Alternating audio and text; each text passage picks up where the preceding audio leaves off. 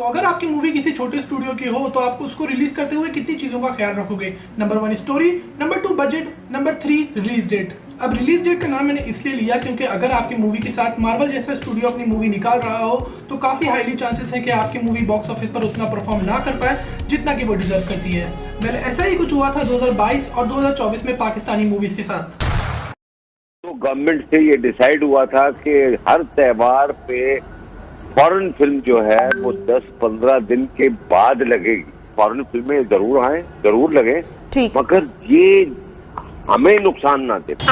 Demand Bollywood की films की भी बहुत ज्यादा है, लेकिन बैन हुब्बुल वतनी की वजह से लगा। हाउ स्ट्रेंज कि आज जब डॉक्टर स्ट्रेंज रिलीज हुई तो वो हुब्बुल वतनी शायद कहीं खोई हुई नजर आई।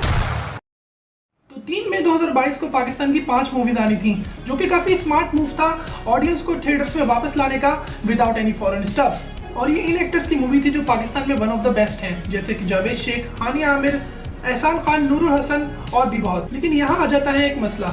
एज आई सेड के इन मूवीज को 3 मई को रिलीज होना था, लेकिन 6 मई को आ रही थी मार्वल स्टूडियोज की doctor strange the multiverse of madness. तो लोग सिनेमास तो जा रहे थे, लेकिन पाकिस्तानी मूवीज के लिए नहीं, doctor strange in the multiverse of madness के लिए। तो अब सेंसर बोर्ड ने पाकिस्तानी मूवीज को पुश करने के लिए क्या किया, उन्होंने डॉक्टर स्ट्रेंज के टिकट्स तो बेचे, लेकिन जब कोई सिनेमा जाता तो पता चलता डॉक्टर स्ट्रेंज डिले हो गई है और आपका टिकट किसी दूसरी मूवी पर शिफ्ट या फिर रिफंड हो सकता है।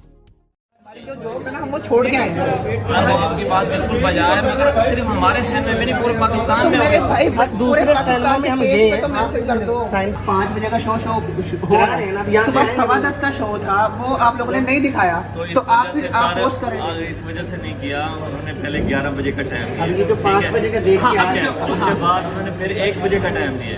ठीक है, उसके बाद दोबारा कॉल किया, उन्होंने 3 बजे का टाइम दिया। ये जो टाइम दिया, अगर ये टाइम ही आप अपने फेसबुक पे अपडेट कर दो, कहीं वेबसाइट पे अपडेट कर दो, तो हम लोग इतनी दूर से आए हैं, वो तो करो ना। जो 5 अब मुझ जैसे सुपर हीरो फैंस तो अपना टिकट रिफंड ही करेंगे, लेकिन काफी लोगों ने क्या किया कि उन्होंने वाकई में अपना टिकट किसी दूसरी मूवी पर शिफ्ट किया, जिससे ये हुआ कि टिकट्स तो डॉक्टर स्ट्रेंज के नाम पर बिके, लेकिन box office collection in movies का बढ़ा। अब पब्लिक प्रेशर की वजह से डॉक्टर स्ट्रेंज को 3-4 दिन के डिले के बाद सिनेमाज में लगा दिया गया, बट इनका माइंडसेट 2 साल के बाद भी नहीं बदला।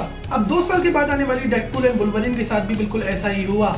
मूवी के टिकट्स तो 2 हफ्ते पहले ही सेल होना शुरू हो गए, बट एट द एंड किसी दूसरी मूवी पर शिफ्ट या फिर रिफंड।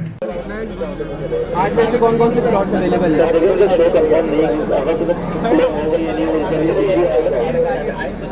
आज कोई शो प्ले नहीं हुआ है। सेंसर का इशू है। कितने बजे कर देना बस?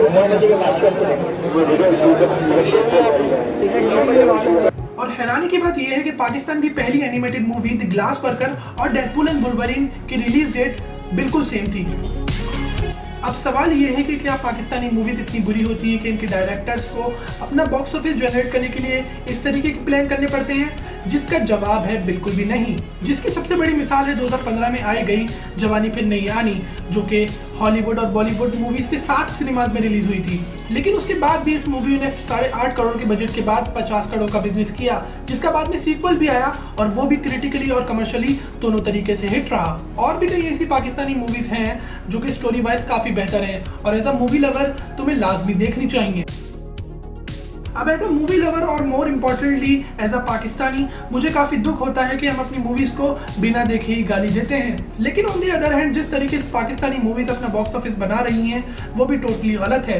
अब जून में आ रही है मार्वल की दी फैंटास्टिक 4, डीसी की सुपरमैन और यूनिवर्सल वालों की Jurassic world rebirth, and I will be not surprise कि अगर ये मूवीज़ भी डिले हों तो।